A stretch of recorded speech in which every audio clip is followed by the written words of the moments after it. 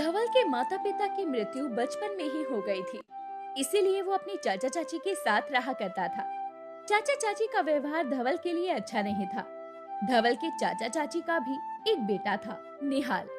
धवल अपने भाई निहाल से बहुत प्रेम करता था, परंतु निहाल हमेशा उससे नौकरों की तरह बर्ताव किया करता था। धवल, कहाँ गया तू? तुझे कहा था ना कि मुझे शाम के 5 बजे चाय दे दे, लेकिन तू सुनता ही कहाँ है। धवल, कहाँ गया तू? खाना तैयार हुआ कि नहीं? हाँ चाची जी, बस तैयार हो ही गया है। तेरे चाचा जी आते ही होंगे, जल्दी से खाना लगा। धवल ने जल्दी जल्दी खाना लगाया। सभी लोगों ने खाना खाया। तभी धवल बोला, चाची जी, मुझे भी बहुत भूख लगी है। क्या आप लोगों के साथ बैठकर मैं भी खाना खा लूं? तेरा दिमाग खराब हो गया है क्या? तू हमारे साथ बैठकर खाना खाएगा? फिर धवल ने उन लोगों के खाना खाने के बाद खाना खाया। अगले दिन सभी लोग शादी में जाने के लिए तैयार हो रहे थे और तैयारी करने में धवल उन सब की मदद कर रहा था। तभी धवल बोला, चाचा जी, मैं भी आप लोगों के साथ साथ शादी में चलूंगा। तुझे भला शादी में जाने की क्या जरूरत है? घर पर रहे और घर का काम कर।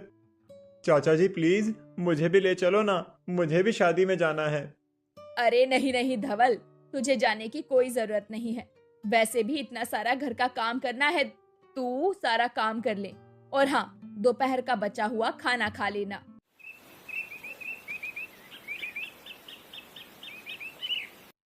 ऐसा कहकर सभी लोग शादी में चले गए। धवल बहुत उदास था। वो मन ही मन सोच रहा था, माँ पिताजी, आप लोग मुझे छोड़कर क्यों चले गए? चाचा चाची तो मेरे साथ बहुत बुरा व्यवहार करते हैं। मुझे आप लोगों की बहुत याद आती है।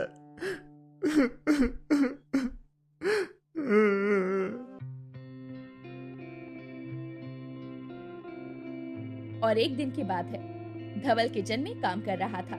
तभी एक साधु आवाज लगाते हैं, बहुत भूख लगी है, जरा कोई खाना खिला दो। साधु की बात सुनकर निहाल कहता है, अरे बाबा आगे जाओ, हमारे घर पर कोई खाना वाना नहीं है। ये सुनते ही धवल अपने हिस्से का खाना लेकर वहाँ आ जाता है और कहता है, निहाल, साधु संतों को ऐसा नहीं कहते। ये लीजिए बाबा, आप ये खाना आराम से बैठकर खा लीजिए। निहाल गुस्से में अंदर चला जाता है और साधु बाबा वहीं बैठकर खाना खा लेते हैं। जब साधु महाराज खाना खा रहे होते हैं, तभी सामने जंगल में एक बहुत तेज रोशनी होती है। ये रोशनी देखकर साधु बाबा धवल से कहते हैं, बेटा, ये सामने जंगल में इतनी तेज रोशनी हो रही है, क्या तुम्हें इसके बारे में कुछ पता है?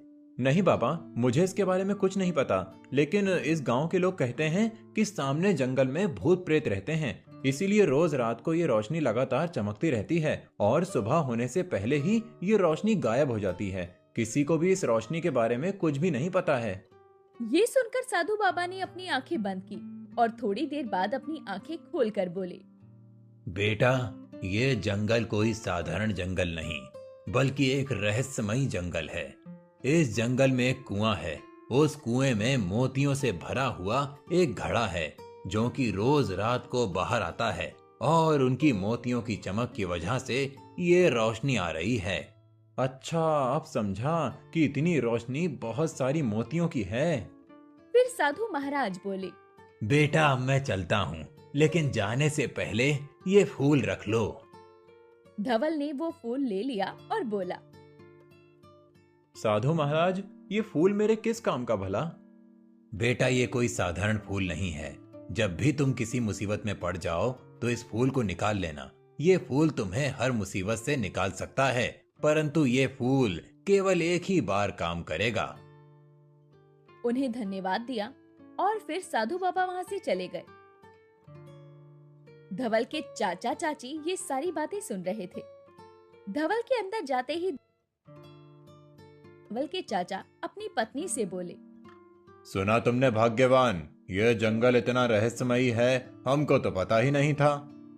अरे वो सब छोड़ो, ये सोचो कि साधु जिन मोतियों के बारे में बता रहा था, अगर वो मोतियां हमें मिल जाएं तो हम कितने अमीर हो जाएंगे। हाँ, बात तो तुम सही कहती हो, लेकिन इतना अमीर होना हमारी किस्मत में नहीं है। अरे तुम तो हमेशा ही मंद बुद्धि रहोगे। वो मोती हमें मिल सकती है। मिल सकती है? भला वो कैसे? तुम्हारा ये भतीजा किस दिन काम आएगा? इसके माँ बाप खुद तो मर गए और इसे हमारी छाती पर बोझ बनाकर छोड़ गए। इसे जंगल में भेज देते हैं, ये लेकर आएगा हमारे लिए मोतियां। वो तो ठीक है भाग्यवान, लेकिन जंगल बड़ा ही खतरनाक है। अगर वो मोतियां ना ला पाया और जंगली जानवर उसे खा गए तो? मरने दो ना, हमारे लिए तो और अच्छा है। अगर वो मोतियां लेकर आया तो हम अमीर हो जाएंगे, और नहीं आया तो हम समझ जाएंगे कि जंगल खतरनाक था। हाँ भाग्यवान, बात तो तुम सही कह रही हो।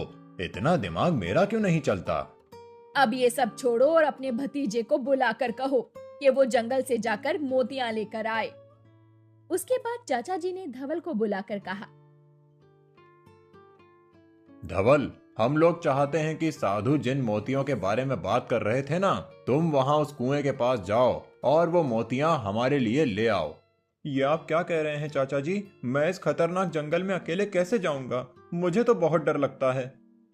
ये सब हमें मत बता। अगर तुझे इस घर में रहना है तो उस जंगल में जाकर वो मोतियां लेकर आने ही होंगे, समझा तू?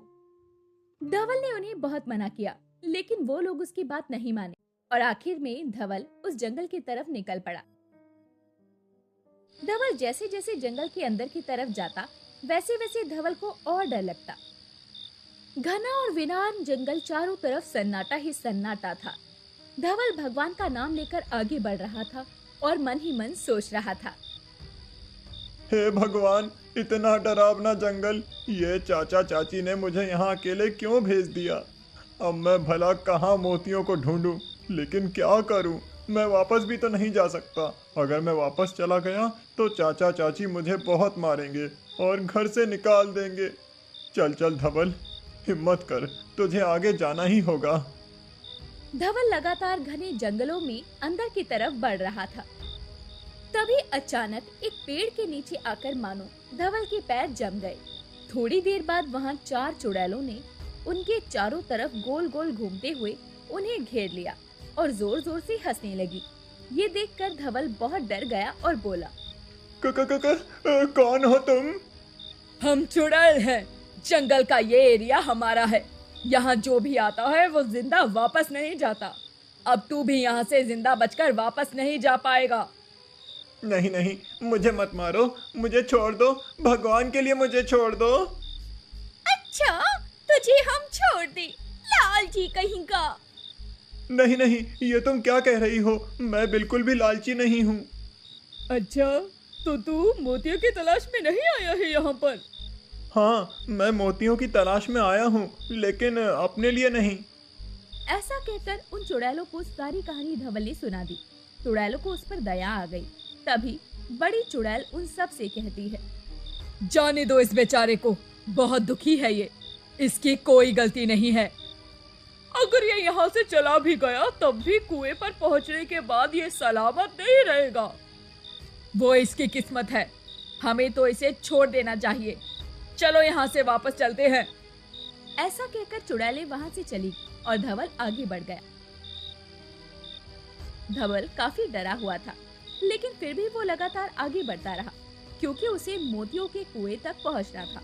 अब लगभग रात हो चुकी थी और सामने से रोशनी चमक कर लगातार धवल के सामने आ रही थी। धवल समझ चुका था कि कुआं ज्यादा दूर नहीं है। धवल उस रोशनी का पीछा करते हुए कुएं की तरफ बढ़ने लगा। जल्दी ही धवल कुएं के पास पहुंच गया। जैसे ही धवल कुएं के पास पहुंचा तो उसने देखा कि मोतियों से भरा हुआ घड़ा कुएं के ऊपर ही रखा था। धवल ने हाथ जोड़कर घड़े से कहा, हे मोतियों से भरे सुंदर घड़े, मैं यहाँ किसी लालच में नहीं आया हूँ। मैं अपने चाचा चाची के लिए मोतियाँ लेने आया हूँ। मैं ऐसा करना नहीं चाहता, परंतु अगर मैंने ऐसा नहीं किया तो वो मुझे बहुत मारेंगे और घर से निकाल देंगे और मेरा उनके सिवा दुनिया में कोई नहीं है। इसीलिए तुम मुझे माफ कर देना। ऐसा कहकर धवल ने उस मटके से एक मोती निकाला और वापस चला गया।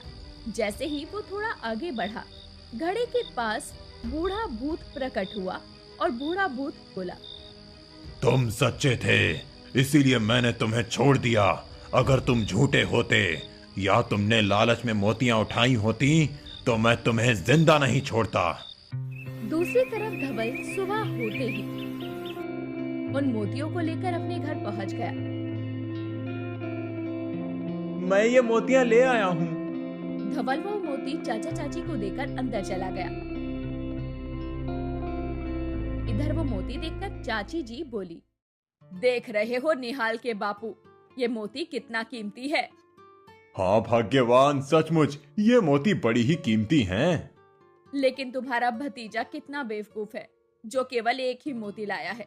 हम ऐसा करते हैं कि उसे साथ लेकर फिर से जंगल की तरफ चलते हैं। मोतियों का सारा घड़ा उठाकर अपने साथ ले आएंगे। हाँ भाग्यवान, लेकिन जंगल में भी तो खतरा हो सकता है। अरे कोई खतरा वतरा नहीं है। अगर खतरा होता तो तुम्हारा भतीजा एक मोती लेकर वापस कैसे आता। फिर धवल के चाचा चाची ने उसे फिर से अपने साथ जंगल में जाने की बात कही। धवल ने उन्हें बहुत मना किया, परंतु उन्होंने धवल की एक बात नहीं और धवल को लेकर वो वापस जंगल की तरफ चल पड़े। चलते चलते वो लोग उसी जगह पर पहुँचे जहाँ धवल के पैर जम गए थे। वहाँ पहुँचकर चाचा और चाची और धवल तीनों के पैर फिर से जम गए और चारों चुड़ैलों ने फिर से उन्हें घेर लिया। फिर उन्हें देखकर एक चुड़ैल बोली, अरे यह तो वही लड़का है ना जिसे पिछली बार हमने जिंदा छोड़ दिया था। ये फिर आ गया यहाँ पर। हाँ, और इस बार तो ये अपने साथियों को भी लेकर आया है। नहीं नहीं, ऐसी बात नहीं है, ये मेरे चाचा चाची हैं। अच्छा, तो अब हम सब मिलकर इन्हें खा जाएंगे। ऐसा कहकर चुड़ैल उन्हें खाने के लिए आगे बढ़ी। तभी धवल की चाची बोली, धवल बेटा कुछ तो करो, बचाओ हमें, वरना ये तो हमें कच्चा ही खा जाएंगी। हाँ हाँ चाची जी, आप घबराओ मत, मैं कुछ करता हूँ। क्या करूँ क्या करूँ क्या करूँ। तभी अचानक धवल को साधु बाबा का दिया हुआ फूल याद आया। साधु बाबा ने मुझसे कहा था कि जब भी किसी मुसीबत में फंस जाओ तो इस फूल को आगे कर देना। धवल ने जल्दी से फूल निकाला और चुड़ैलों के सामने रख दिया। उस फूल को देखकर चुड़ैलें डर गई और एक एक करके वहाँ से भाग गई। तब धवल ने अपने चाचा चाची से बोला, अभी भी वक्त है, हम यहाँ से वापस लौट चलते हैं। ये जंगल रहस्यमयी जंगल है, यहाँ रहना खतरे से खाली नहीं है। तुम ठीक कहते हो, चलो यहाँ से वापस चलते हैं। अजी तुम चुप रहो, चलो यहाँ से वापस चलते हैं। कहीं वापस नहीं जा रहे हम। मैं तो उन मोतियों को लिए बिना कहीं नहीं जाऊंगी। लेकिन भाग्यवान, इस जंगल में तो खतरा टल गया है, अब चलो। और फिर वो लोग धवल के साथ कुएं की तरफ बढ़ते हैं। अब रात हो चुकी थी और कुएं से रोशनी निकलकर चारों तरफ फैल रही थी। इस रोशनी का पीछा करते हुए वो लोग कुएं तक पहुंच जाते हैं। धवल के चाचा चाची ने देखा कि कुएं के ऊपर मोतियों का भरा हुआ मटका रखा है और उसमें से मोती चमक रहे थे। उसकी रोशनी चारों तरफ फैल रही थी। इतने सारे मोतियों को देखकर चाचा चाची के तो मानो होश उड़ गए। इतने सारे मोती, ये सब मेरे हैं। मैं इन मोतियों को लेकर अमीर बन जाऊंगी।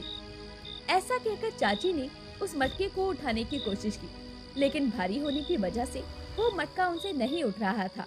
तभी वो बोली, अरे निहाल के बापू, देख क्या रहे हो, चलिए ये मटका लीजिए, मेरे साथ उठाइए और इसे घर लेकर चलिए।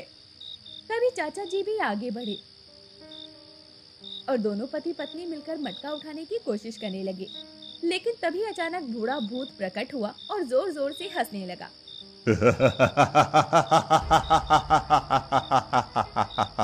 कितने लालची हो तुम लोग। एक मोती से तुम्हारा पेट नहीं भरा जो पूरा घड़ा लेने यहाँ चले आए। अब तुम लोग यहाँ से जिंदा बचकर नहीं जाओगे। और इसके बाद बूढ़े भूत ने अपने दोनों हाथों से जादू किया और उसके दोनों हाथों से एक एक छुरी निकली जो सीधा जाकर चाचा जी और चाची जी के सीने में घुस गई और फिर वो लोग वहीं मर गए। बूढ़ा भूत वहाँ से चला गया। धवल चाचा और चाची को देखकर बहुत रोया। उसके बाद वो अपने घर वापस आ गया। उसने निहाल को सारी बात बता दी। निहाल ये सब सुनकर बहुत दुखी हुआ। अब निहाल समझ गया था कि उसके माता पिता ने लालच में अपनी जान गंवा दी। निहाल ने अपने भाई से माफी मांगी और उसके साथ जीवन भर मिलजुल कर रहने का वादा भी किया। ऐसे ही दिलचस्प कहानियाँ देखने के लिए हमारे चैनल स्टोरी टेल्स को सब्सक्राइब करना ना भूलें।